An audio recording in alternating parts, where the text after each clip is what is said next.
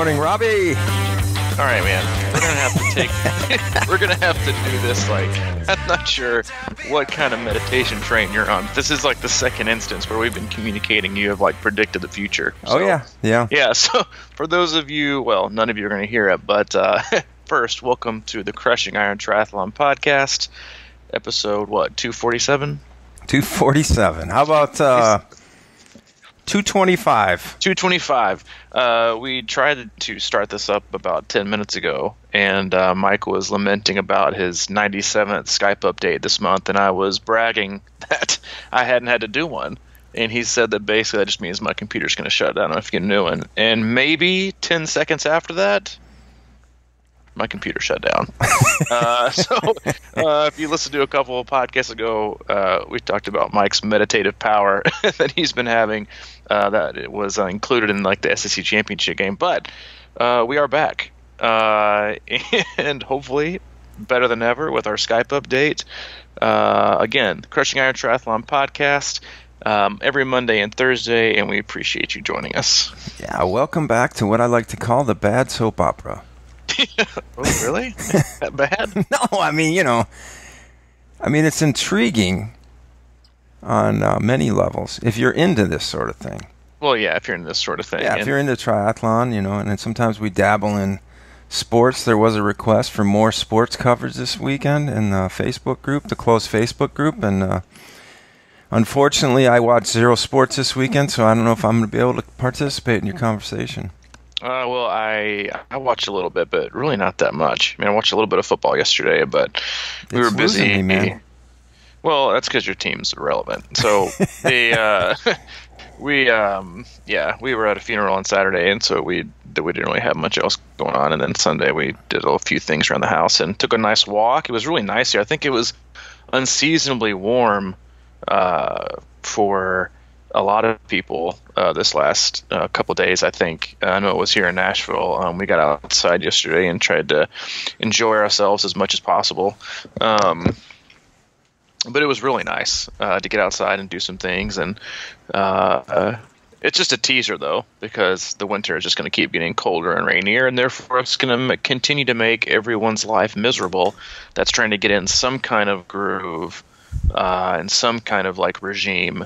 Because it's so funny, because I can see it with the athletes that we work with so many times, because it is. I mean, this is without question, I think, the hardest time of the year. Like these next 4 weeks. Very tough. We're hanging on by a thread, man. Yeah, it's so true though. Like you make it through Thanksgiving, you're like, oh, you know what, I'm gonna get it back, and then right when you get it back, you got Christmas parties and get-togethers, and you got family and travel, and it's. I mean, again, that's why Thanksgiving is a superior holiday. And I've never heard anybody say, I'm just so stressed about Thanksgiving. We get all this food to make, and all these presents to buy, all this family coming over. No, nobody ever says it. You know what? I guess Thanksgiving's great. Christmas, stress overload. That's a good and test. So it's just really hard. You see you. people's Monday through Wednesday are like all green. And then Thursday through Sunday is just like a total, just like nosedive into red Training Peaksville. But it's just hard. And again, we talked about this so many times before. Like this time of year, if you're looking for, training motivation, or like, I think honestly, like the biggest thing is just to don't set like, and this is totally counterintuitive to I think the way that we kind of live these days. It's like set the bar pretty low.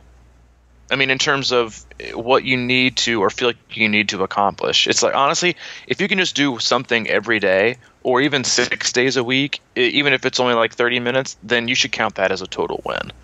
And if you're not able to do that at the same context, I wouldn't consider yourself a failure or somebody who just can't get it together. Because I think that's one of the most difficult things that I have found with athletes and their mentality is they like no one judges. Like we're about to come on time of the year where people are planning their races. Everybody's about to make New Year's resolutions, but most people make their New Year's resolutions based on their shortcomings or negative self-talk or the things they didn't do in the month of December only.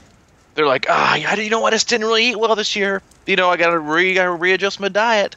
And they're only looking at December when you got like holiday cookies and feasts and all these kind of things like every other weekend and holiday parties where nobody brings like good food. They're like, hey, we're going to have a holiday potluck at work. What are you bringing? Oh, I'm going to bring like 19,000 cookies. What are you bringing? Oh, I figured I'd make some little like muffins and some truffle cakes and some all kinds of things. I mean, I don't know what you're bringing to our work party, but I'm going to bring a veggie tray. Yeah. We got to set that date first. Yeah, we do need to set the date first. But then you look at, and then you like they just everybody bases like it's all about recent things that they didn't really execute well instead of like looking back on the entire year about things because they may have done these things well. But so I think one of like if you're out there and you make New Year's resolutions and that's kind of your thing or you're looking to improve things, don't also be like a prisoner of the moment with being so critical of yourself. Don't make it be, I just need to be more consistent. When you look at the whole like 11 months out of the year, you basically nailed it. And then the month of December, you've struggled. It shouldn't be just like a personal indictment on the things you weren't able to execute in a very difficult month. Look far back to help you plan far forward and just don't judge the things you need to change, from December to how you want to move forward in January. Excellent point. I was going to ask, when you're out of a groove in, let's say, any of the three sports, what do you think is the toughest? What do you think is tougher, getting back into the pool or getting used to getting on a trainer after a long stretch? Man, honestly, it's such a great question. I've actually found that for me, I think everybody has this. Everybody has like one indicator within their training that they can always look back on that will show them that they're in a groove. Like for me, it's always swimming. It's always swimming. If I'm because it's the one that I feel the least, it has like the least importance in terms of like where I'm trying to go with my training. Because obviously, if you're a stronger swimmer, that you're cycling. Like for me, I know my cycling and running needs to continue to improve a lot for me to be competitive. Whereas swimming, I could put in, a lot of extra time. And I went through the same thing last year. And the last few weeks, I'm like, even with my hip, I'm like, well, I need to keep doing, riding. But for me, if I'm swimming 2 to 3 times a week and I'm making time for that, then the rest of my training is almost perfect. Because I think it just falls into place. Because it's just a mentality, I think. At least it is for me. Because if I'm doing the last thing I really feel just, that's super important for me to do. If I'm really doing that, it's like the bottom of my list. If I'm making time to do that, then I know without a shadow of a doubt I'm making time for 1 and 2. Mm-hmm. And so for me, that's my thing. And people have, like you said, people have like, oh no, if I'm riding the trainer 2 or 3 times a week, I know the rest is falling away because I love going to the pool, or I love hopping on the treadmill, or I love going to the gym. Like you have the loves, and so those are the easy ones to always get because they're what you love. They're what you're going to gravitate towards first.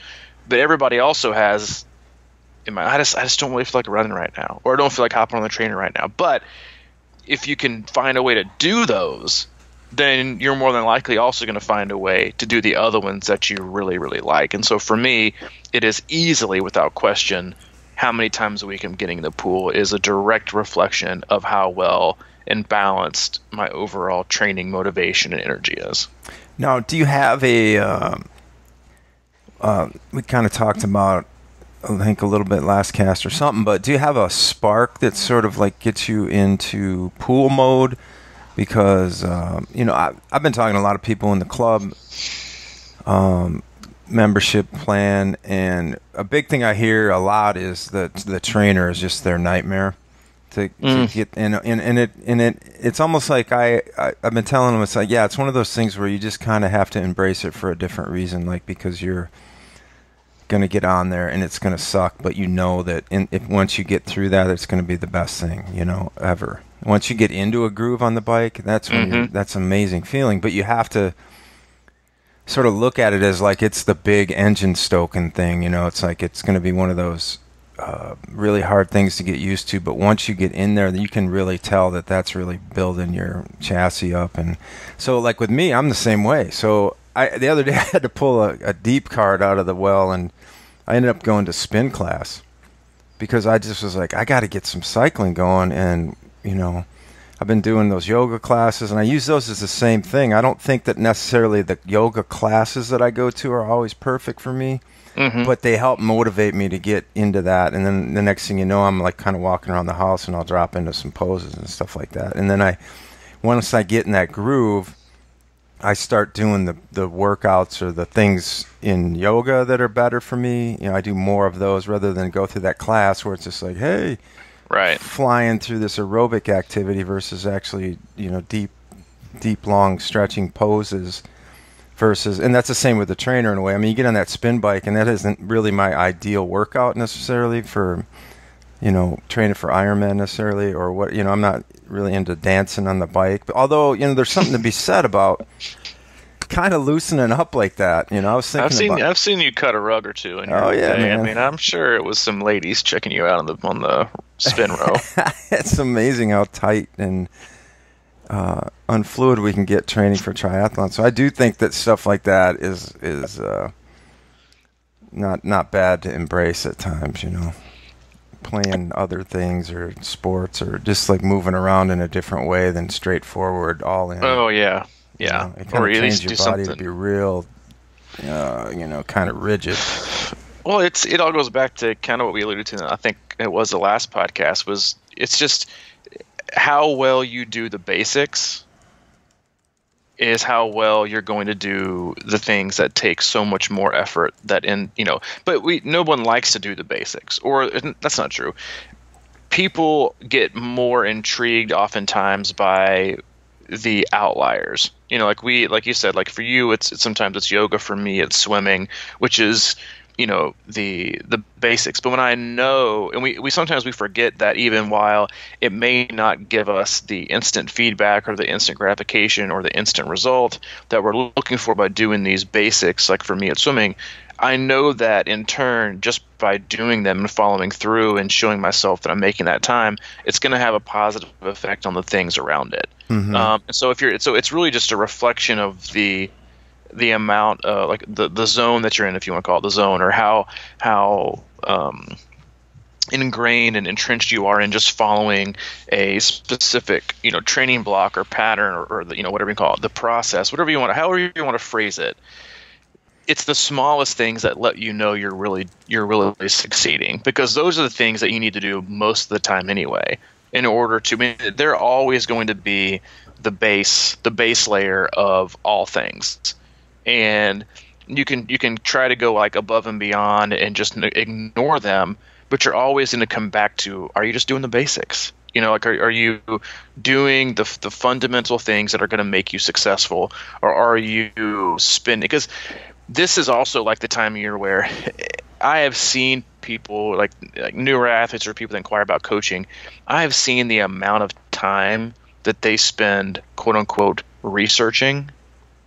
They spend mental and emotional energy right now, like mapping out the next 20 weeks of their training or their entire year, or mapping out this. I'm like, dude, the amount of time that you have spent researching this gear or researching these races or this specific race schedule or your training blocks, like you probably just missed like 4 or 5 training sessions just doing that. But people love to shift their focus from what you need to be doing physically within the basics to mental energy, emotional energy that they can kind of, because I think athletes tend to fool themselves, and they are trying to, or you know, they just try to deceive themselves and their progress by shelving physical activity and the basics you need to do to be competitive and to consistently improve in triathlon with, I'm just really taking some time to really map out this. I'm like, that oftentimes, like, that's just an excuse. Like, you just don't want to get going. You're making an excuse to spend energy elsewhere where you know you need to be spending it on the basics and the things that are going to make you faster and more durable for the remainder of the season. But this time of year, when it's hard for people to get moving and get outside, people tend to fall back into those modes and those things. And that's why, again, it's just so important to fall in line with finding your basic, or like what Ross said in the comments, like we we're talking about swimming and the use of the pool buoy a few weeks ago, and I said for a lot of athletes, like the pool buoy just makes it easier and more enjoyable to swim, and because a lot of athletes just don't go to the pool because it's not enjoyable because they don't see speed improvements. But if you can find a way to get them to go to the pool more, then go for it. And so he said, find your pool buoy. And then that's the same thing with all three sports right now. Just find something within those that's going to get you to put your run shoes on, or to get you to get on the saddle. Like I have some athletes that love Zwift and Trainer Road, or they have Peloton bikes. And like this time of year, I'm like, just do one of the three. Like some days I'll just ride. I think on Saturdays too, especially, I'll get like choice ride, do Zwift, do this, do that. Just pick something that's going to get you to do this and to keep moving, instead of, because options a lot of time are, especially this time of year, options are good, because instead of thinking, I don't really, menus are good, options are good, multiple choice is good, instead of you have to do this today or it's going to be red. And a lot of athletes will choose that instead of do this or do this. Oh, I can find something along these lines that kind of perks my interest, or that gets me energized or gets me motivated. I can do that. And then they find themselves either doing more or just doing something. And again, this time of year is all about doing something, and not, it's just preventing yourself from losing a ton of fitness and becoming stagnant and becoming stale and really becoming really stiff, because a lot of people will just sit around. Mm-hmm. Isn't that the case, man? It's like back to spinning this around and to set the bar low. It's like, so you're not going to give credit for somebody doing research as far as no. Okay. I just want to be clear on that. Yeah, I mean it's like that. You can that, okay, if you go, like if I went to a spin class, I know that's not directly related maybe to what I want to do ultimately in the long run, but it's given me a jump start, or it's something like it got me on a bike for 45 minutes and got my legs back in gear, and it sort of got me back on the trainer last night. And it's one of those things where maybe like the overall best thing for your body as far as like strength training or something might be doing deadlifts or whatever, but it's not like everybody just kind of like goes to the gym and starts doing deadlifts. I mean, a lot of us don't. It's like if you can't do anything, just start doing push-ups or whatever the case may be, to sort of light that fuse that kind of gets you in the right direction. And right now it is about just sort of, I always say, it's like, how you doing these days? I'm hanging on by a thread. It's just like I'm doing stuff. And it's like some of these intense workouts that may be on the schedule for now, you just have to adapt them into something that feels good and something you want to do, because it's all about creating this momentum and finding keeping maybe a love for the sport at this time of the year, because what's going to happen the minute January breaks and all of a sudden it's kind of like the whole momentum shifts with all your friends are back in and they're talking about it and everything like that, and then the sun starts coming out in the spring, and you're just it's gonna come along. You have to trust that by then you'll be ready to do some of these workouts that seem insane to you right now because you're not ready for them. And there's two things that struck me when what you were saying. One is, like, if you're gonna regret all this time wasted by not doing anything or being in a huge rut when it comes to March and April when you want to do it, because that long ride or that fun ride or that getting outside and doing these things with your friends or where you want to be when it gets nice outside, you're going to be so far behind you're not going to be able to do it. And you're going to regret, and you're going to look back and like, yeah, but you know what? So next year I'm not going to do this again. And then of course next year rolls around, you do the exact same thing. But going back to do I give credit about the research? No. But where I will give credit is if instead of like wasting your time and trying to convince yourself that you're planning and prepping for 2019 by spending 6.5 hours on Slow Twitch and researching gear and planning out your race schedule with these insane training blocks, I'll give you some massive credit if you sit down and you put pen to paper and you tell me why you are in a funk. And you try to figure out the why. Like, where is the root cause? Like, what is really the problem? Is it really that because it's rarely ever I don't really want to work out. That's the end result. Now, what are the symptoms and why are they there? Because usually if you're a person who training is a part of their life, training is ingrained in them. Training is something that they do. It's not their number one priority, but it's just part of your life. And when you take out a part of your life, it disrupts things. Or if your life is somewhat disrupted, it affects your training, which it should. But the goal and the purpose behind it is to get out a pen and paper and be like, all right, why am I really not training? Because I'm just not feeling it isn't really a good enough answer. You're not really explaining anything. You're just giving me a one sentence to what's not going on. Is it that you're hurt? Is it that you've been sick? Is it that you're stressed? Is it that you're disappointed? Is it that you feel fatigued? Is it that you've got other life stress going on? And if that's the case, then let's look back and think, when do we see the last time that you had these things occur, but you were able to continue to push on? And why is that different this time? It's like it's doing that uncomfortable, like proactive work about figuring out why exactly it is and what does me not training say about the rest of my life? Not that not training is like an indictment that you have a horrible life. I'm not saying that at all. I'm just saying that for most athletes that do this, swim, bike, run is a large percentage of their life, and most of them would say it's in a good way. So if you're trying to figure out and like plan, like just figure it out, like why exactly is it? Is it fear? Is it disappointment? Is it pressure? Is it just it's something? And so just do some work and figure out why is it that I'm just struggling. And I think for some people they don't have this one thing to point towards because they're just unsure. They're riding the fence. They're standing at a doorway. They're not really coming from anywhere. They're not really going anywhere. So now they feel stuck. And if you don't have like a race that is close, or an event that is close, or something you're trying to achieve, like a goal that is close, it doesn't have to be a race, then most athletes will struggle. But the thing that most athletes confuse with this struggle is they look for something in the immediate. And I was reading a really good article by David McNamee, I think that's how you pronounce his last name, who's been like top 3 or 4 at Kona the last 2 years. I think he's from Great Britain.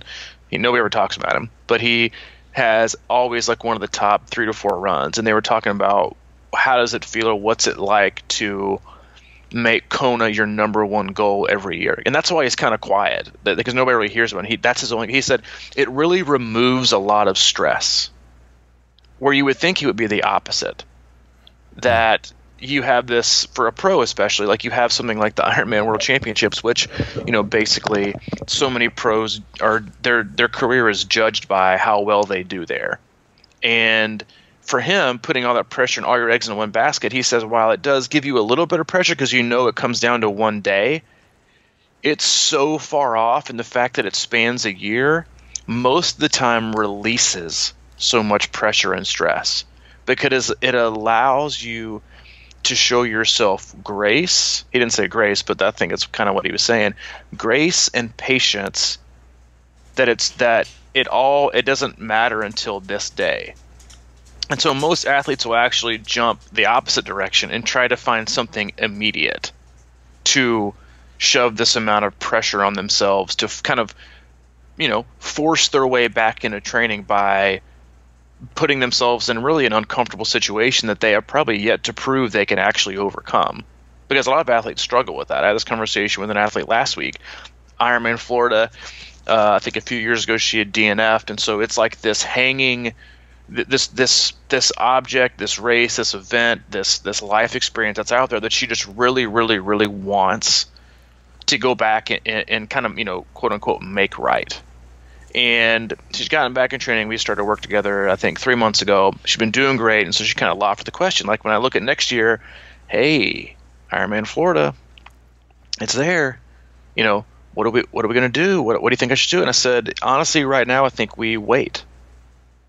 Do 2020, or let's wait until April or May and see how you're really doing with your training, when it matters in the season, because right now training is at a minimal, and then you can make a decision, because I'm not doubting your physical ability to do it or us getting there, My question and why I'm so reserved in making that commitment together with you or for you is that I know that the amount of pressure is going to be magnified with this race. It's so much the same like when you talk to athletes or like even myself. If you've ever lost a good bit of weight, you still see yourself with that filter. You still see yourself at, I used to weigh close to 230. I'm around 175, 180 right now. I probably still see myself as like 20 pounds heavier just because you have that perception. And when you look at races like these, especially for athletes who like DNF a race and who have just a really bad event, they take that as they just throw themselves back at it like they have to do it immediately. We have to fix that mistake immediately.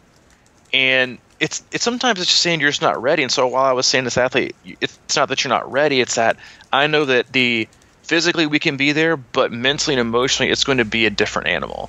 And so I think with athletes this time of year, when they look at trying to force themselves into picking an April or a May race, like, do you know the kind of like relief and flexibility that it will allow you to be like, you know what, I'm going to base my season around this one race that's in September or October or even November, 9, 10, 11 months away. And I'm just going to do my best to keep digging one day at a time to get to the end of the road.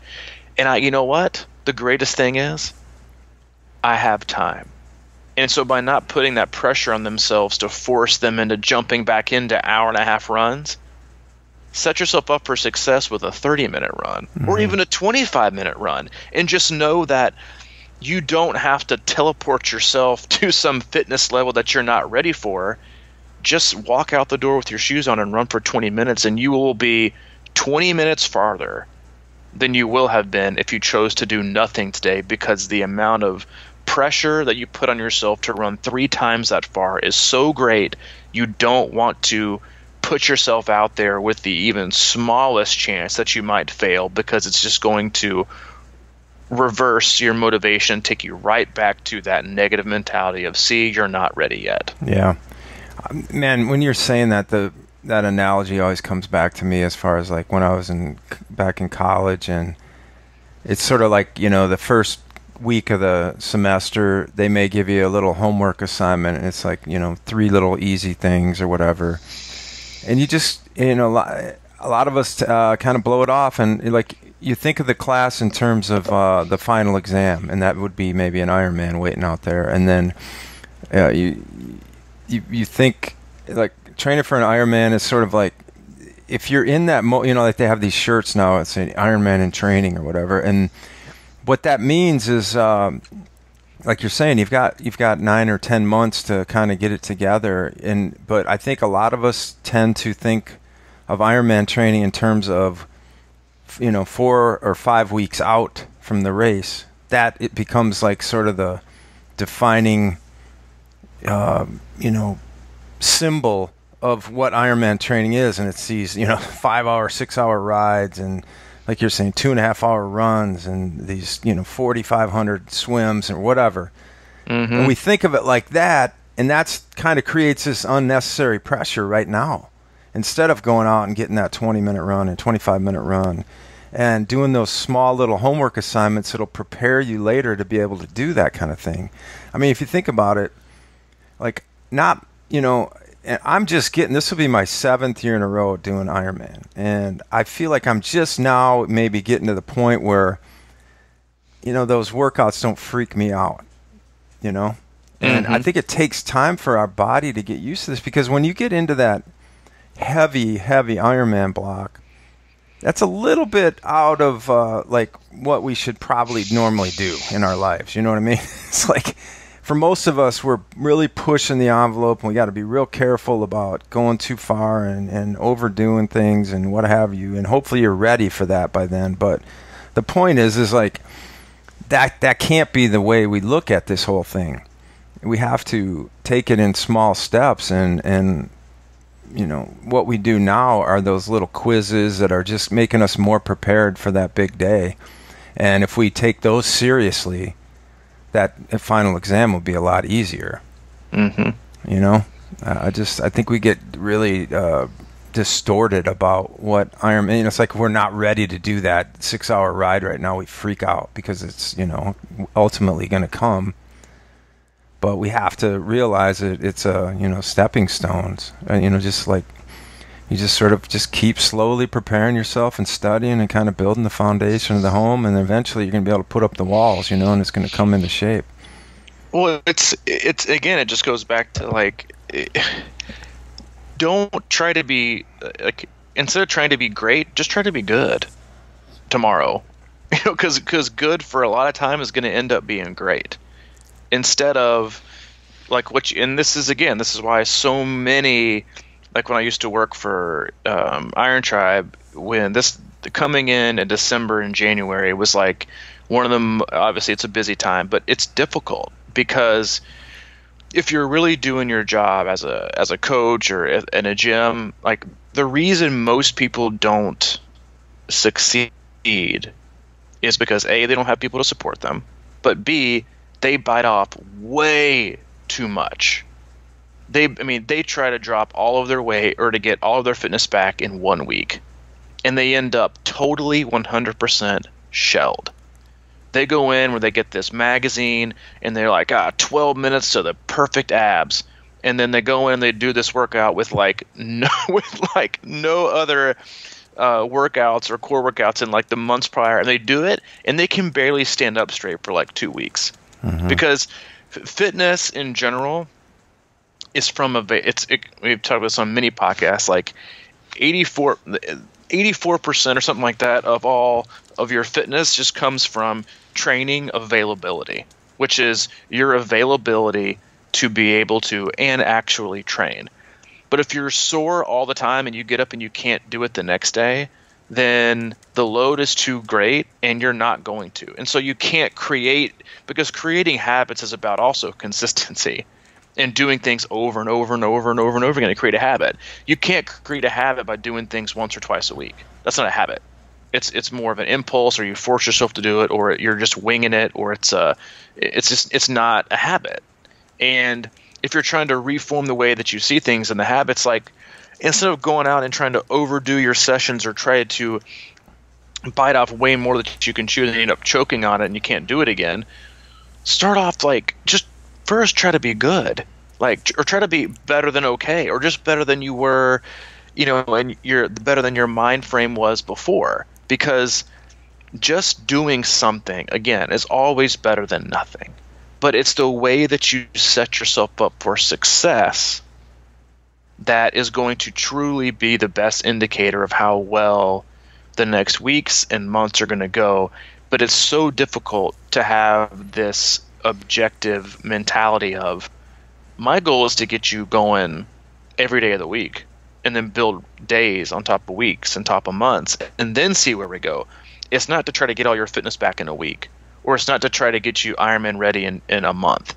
It's all about a process, and it's all about progression. Progression. It's not about just arriving. And so many people will just totally – a lot of people ruin their year in January and February, because – what happens is, and you see this a lot you can see this a lot with athletes, no matter if they're coached or self-coached, unfortunately, is you see this gigantic uptick. Because, for athletes that use the performance management chart and Training Peaks, and they live off of, and they're always obsessed with their CTL, which is their chronic training load, or their acute training load, or their fatigue, they're obsessed with it. And what you'll do is you'll see this gigantic ramp up in January or February, a huge peak. And it's huge because you've gone from little fitness and form to trying to shove your body into having a lot of it. And then what either happens is after January, February, you see more injuries between January and March than you will the entire year.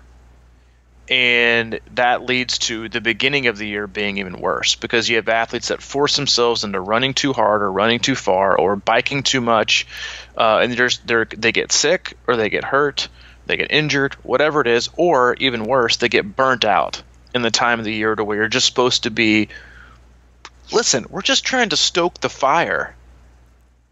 Just stoke it. Just keep keep things a little bit burning at the bottom. It's not time to throw on all of the wood and all of the lumber and then light it with gasoline. It's just like, we're just trying to stoke the fire, man. We're just trying to keep things burning, something burning. And then let's just slowly go, instead of trying to create this huge flame and then either gets out of control and things go bad, or it burns out because you're burnt out or you're overtrained. So the biggest advice I can give you is just to set yourself up for success. However that looks.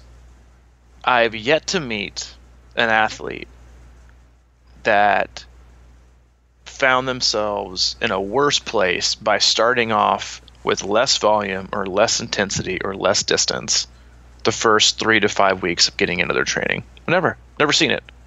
Never seen an athlete come back, yeah, you know what screwed me this year?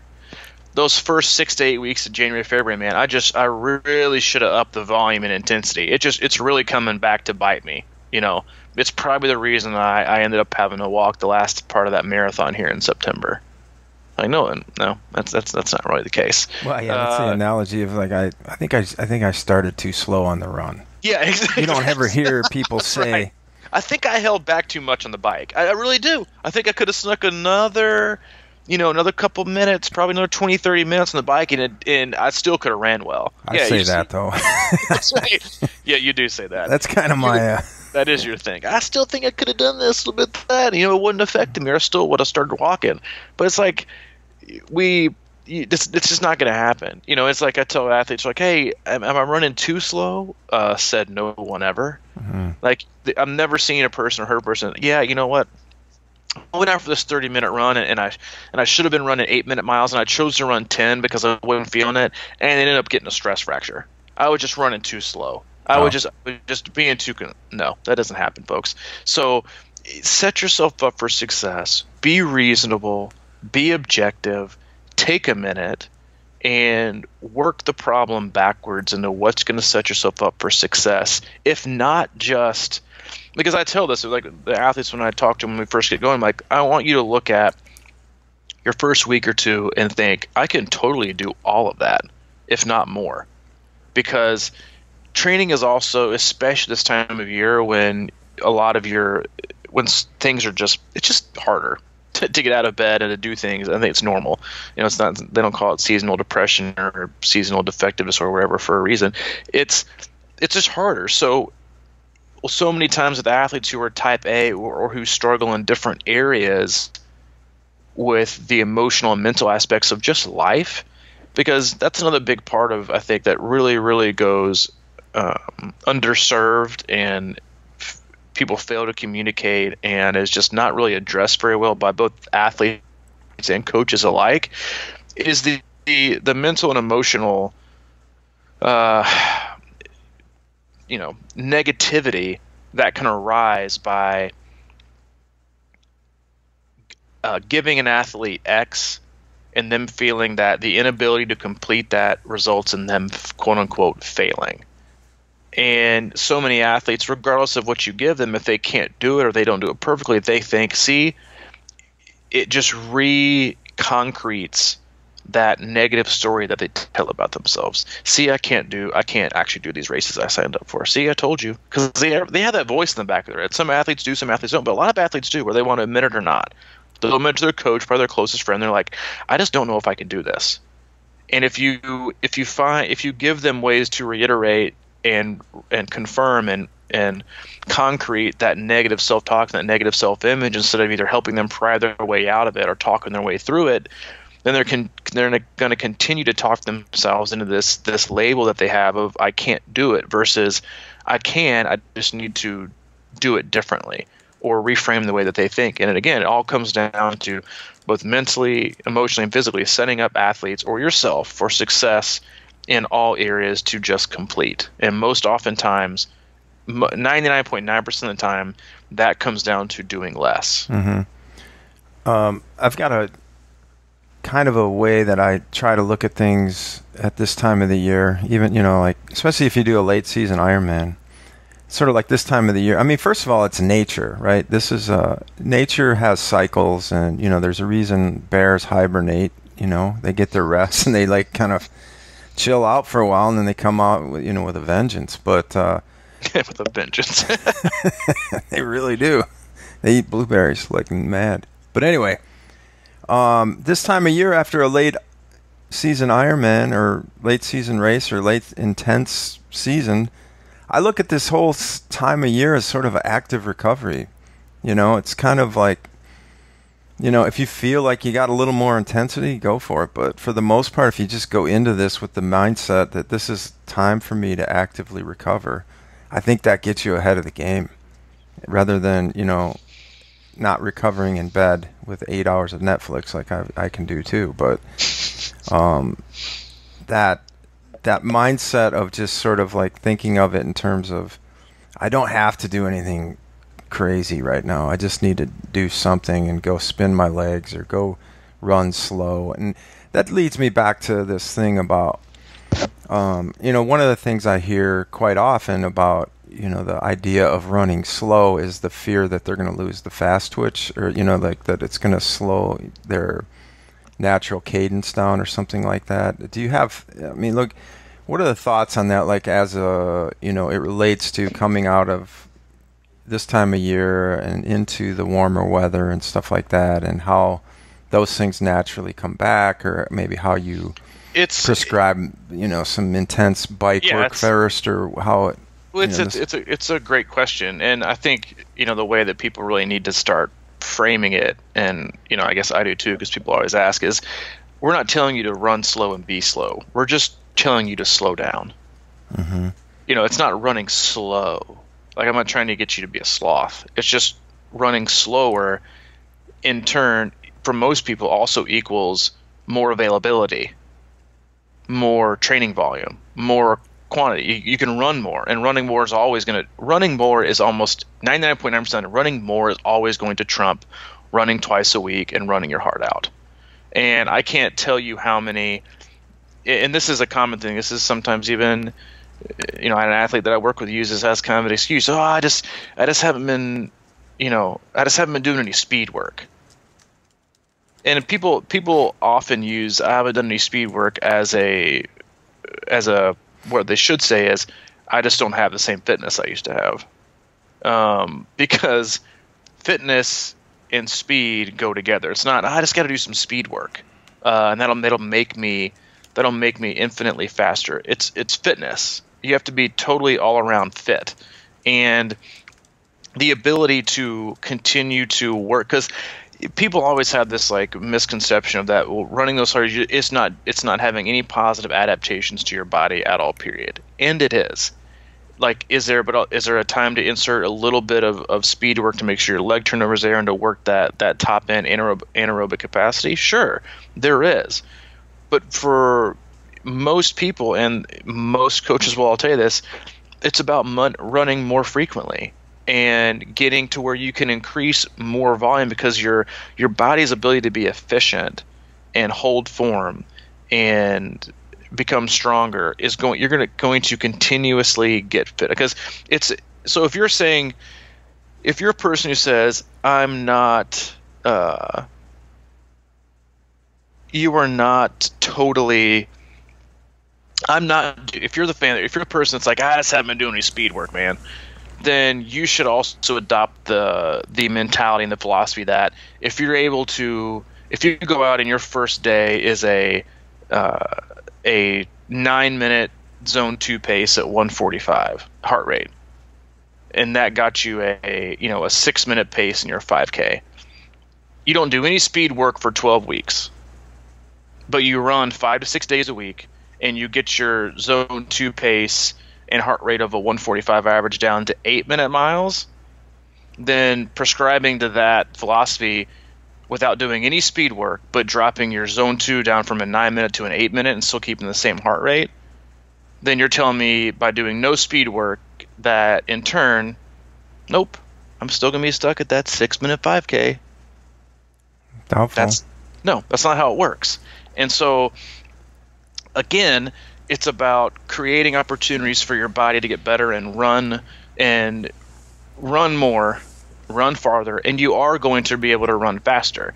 Yes, will you begin to, once your body can handle, again, it's it's creating it's creating a body to be durable. Because when I always say like create a durable body, what I'm really saying is make your body be as available, have the opportunity to be available as many times as often as possible.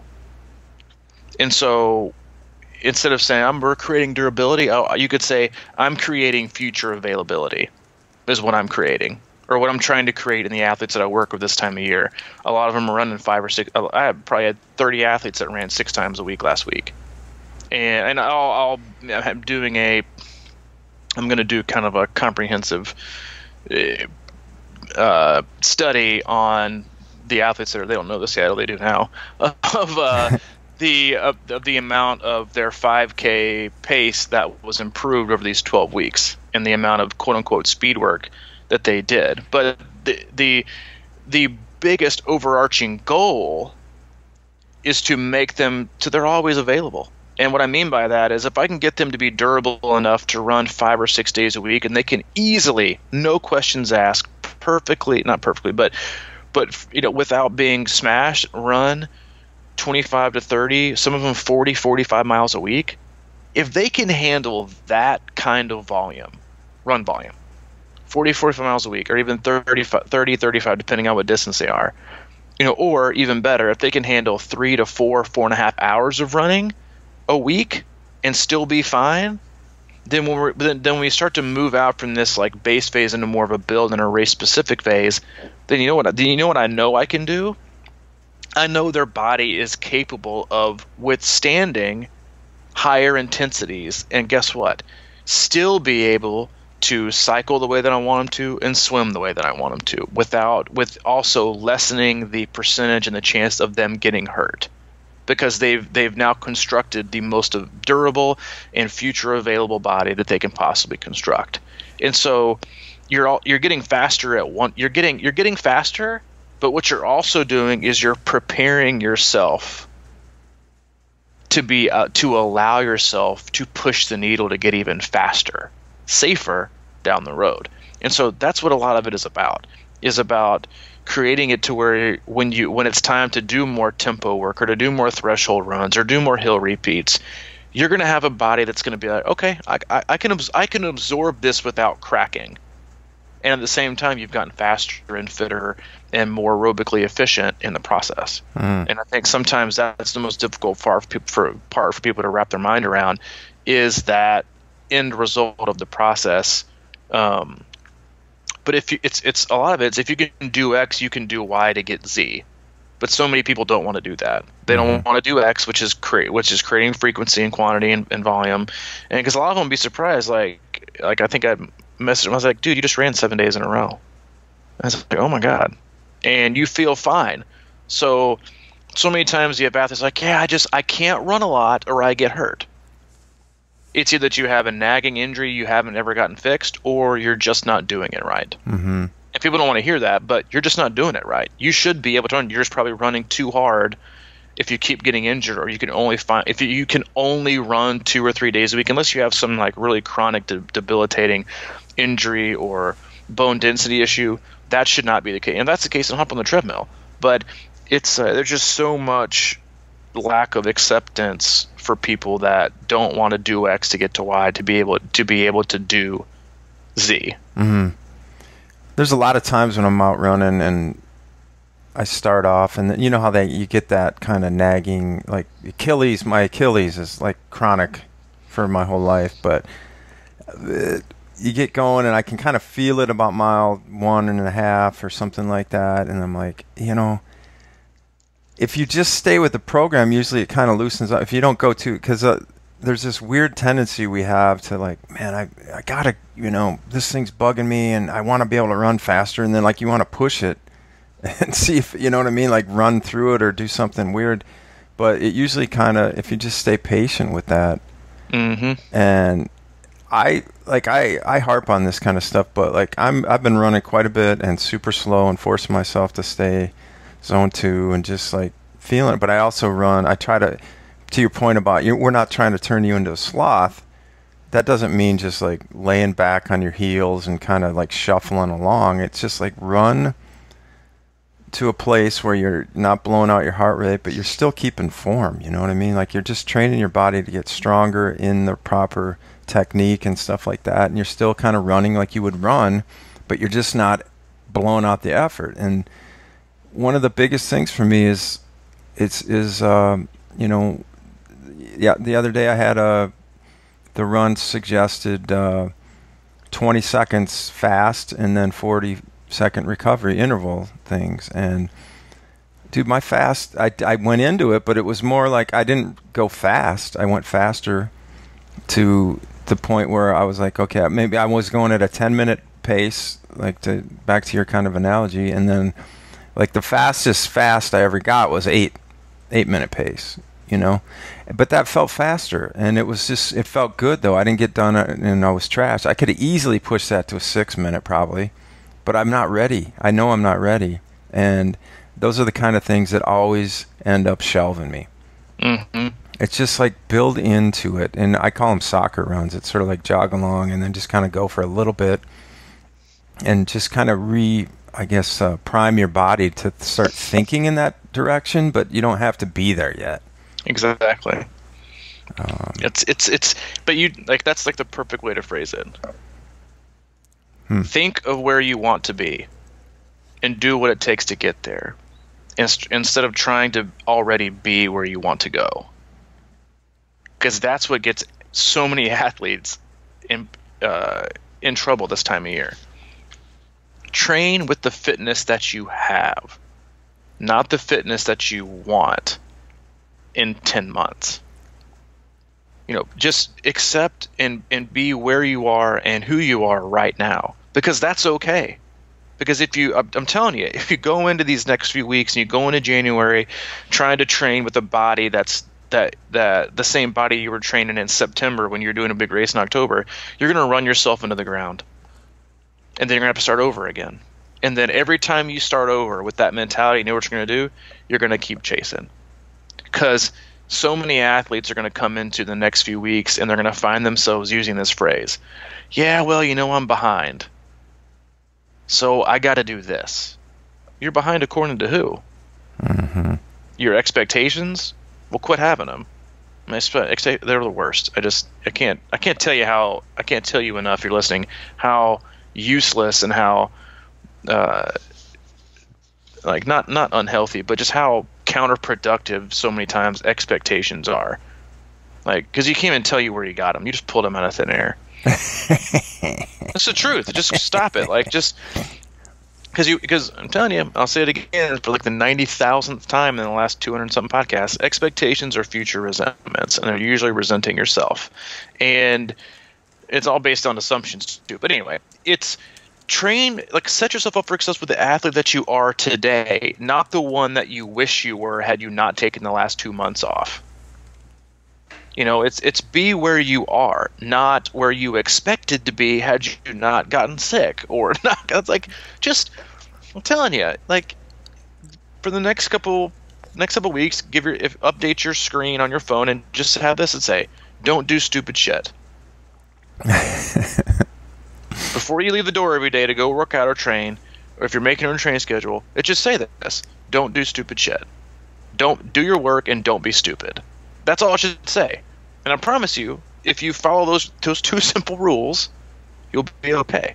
But it's going to be. That's why, again, I tell you, the more seasons are ruined and more injuries happen between January and March than any other time of the year, because people gravitate and grasp on this. Yeah, but I didn't really do anything November, December, so I got to play catch up. I got to play catch up. I catch up to what? Catch up to the person that you aren't? Because you're not gonna. Because if you have the mentality, you're always gonna play catch up. Like, it's the most frustrating thing as a coach to read and to listen, or to read over and over again in athletes' comments. Oh man, I'm faster. I'm just not as fast as I want to be or as I could be. Nobody says who. Like, and the biggest thing and the reason why I can't stand it is because everybody's definition of fast is different. Like, if I did a poll in our closed group, Crushing Iron group on Facebook, and I said, what's your definition, in your mind, what's your definition of fast? Some people would say fast for them is 11-minute miles. And some people would say 6-minute miles. And you have a range all the way in the middle.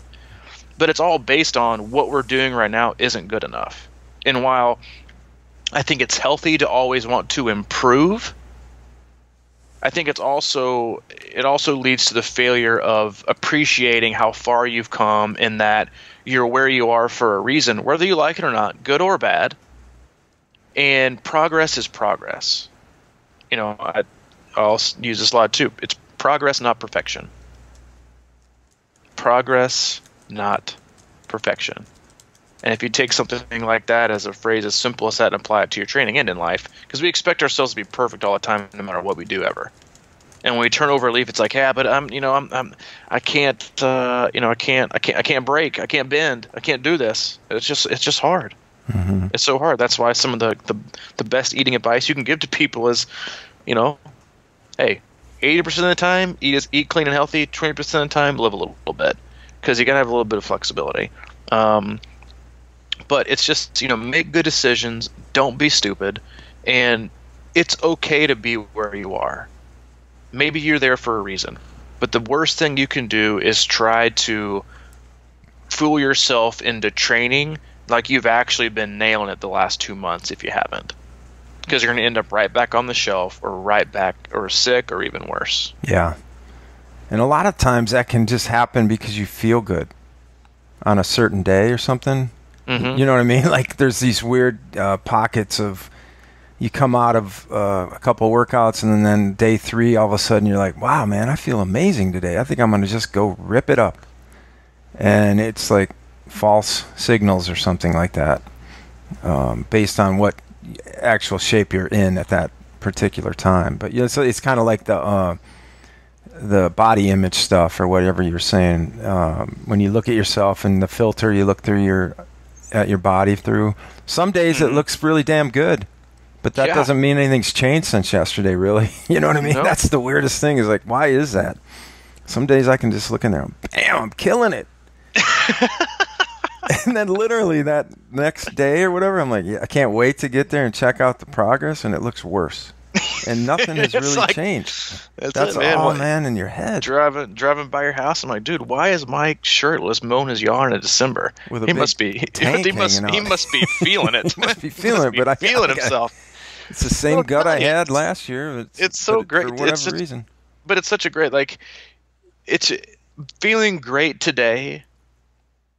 And we'll end it on this. Feeling great today, or even really good today, isn't a license to kill yourself for the next 4. That's really good. Because everyone likes to do it. Everyone likes to, man, I feel great today. You know what? Coach says I'm supposed to run in the 8s, but you know what I'm going to do? I'm running the 6s. I feel great. Oh, my God, I can't run for 4 days. Mm-hmm. How's that great feel now? How's it like being a one workout wonder? Feeling great or even good today isn't a license to kill yourself and ruin the training for the next 4. Also, fine print, remember how you got there. You're not supposed to feel shelled and #crushed, #can't walk to my car every single day. If you are, you're just doing it wrong. #doing it wrong. It's just about the slow burn. It's about building slowly. So don't ruin it for the day. Just don't. Don't ruin the week for one day. Don't ruin the month for a day or two. Whether it's overtraining when you feel good or you feel great. No offense, but if your training is working, you're supposed to feel good. You're supposed to get fitter. You're not supposed to be run down. Feeling run down and overtrained and beat up and sore 99.9% of the time, that's not how it works. You're supposed to get fitter. That's kind of how the deal is. If you're training, you're supposed to get in better shape.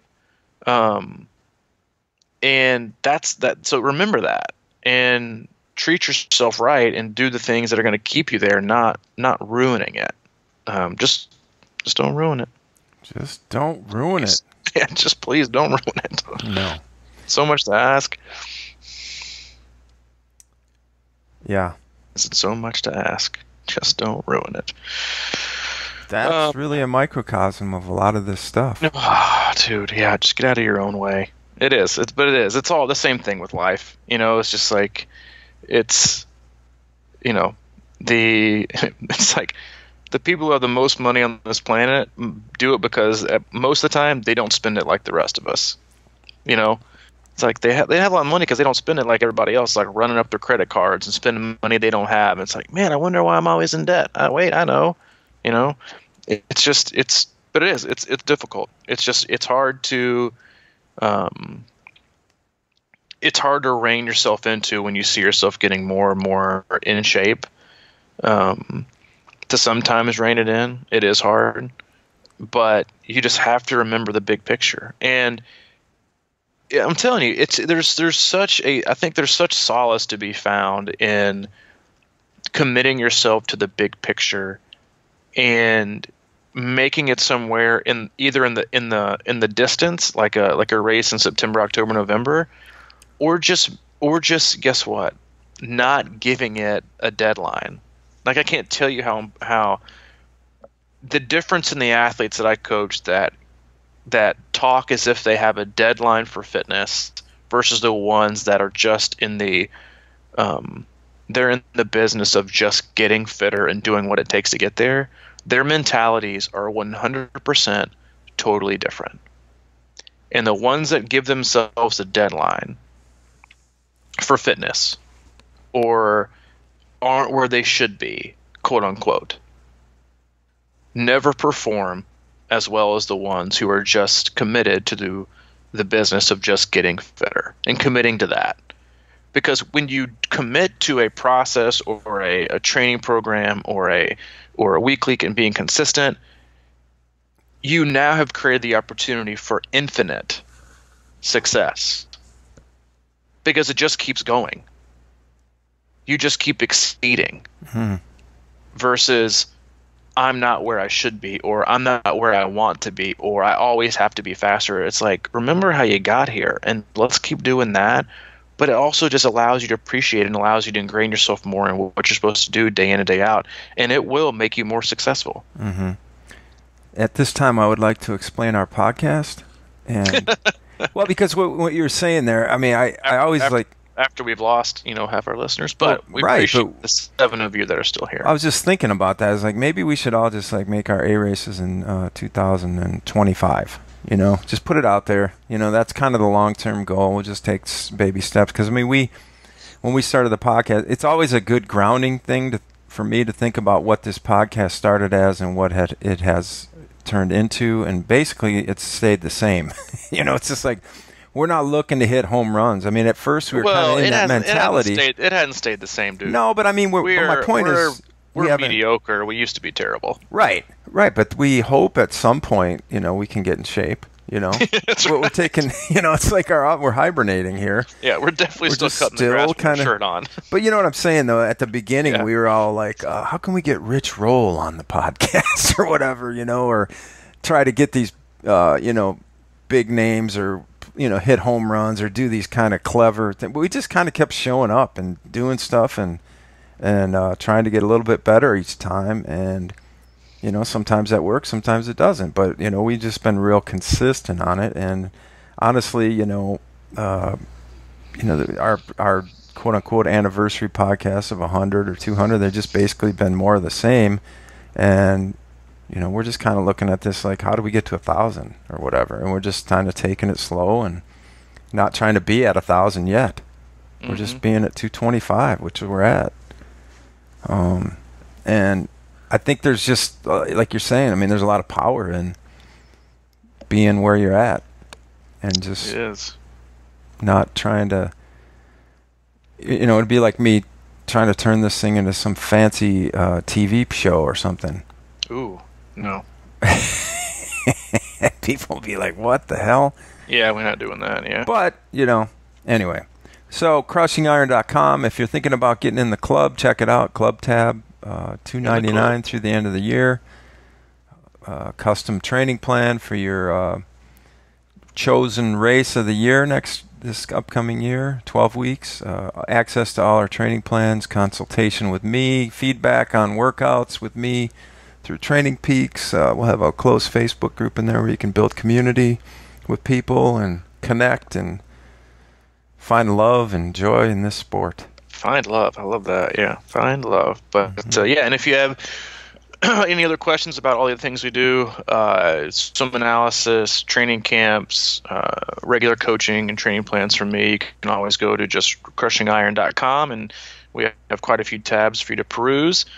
And if you have any questions at all about anything, you can always reach out to Mike, crushingiron@gmail.com, or you can reach out to me directly at c26coach@gmail.com. Sounds good, buddy. All right, man. We will check you back on Thursday. That is a plan. All right, everybody. Man. Have a great week, and we will talk to you soon. Sounds good.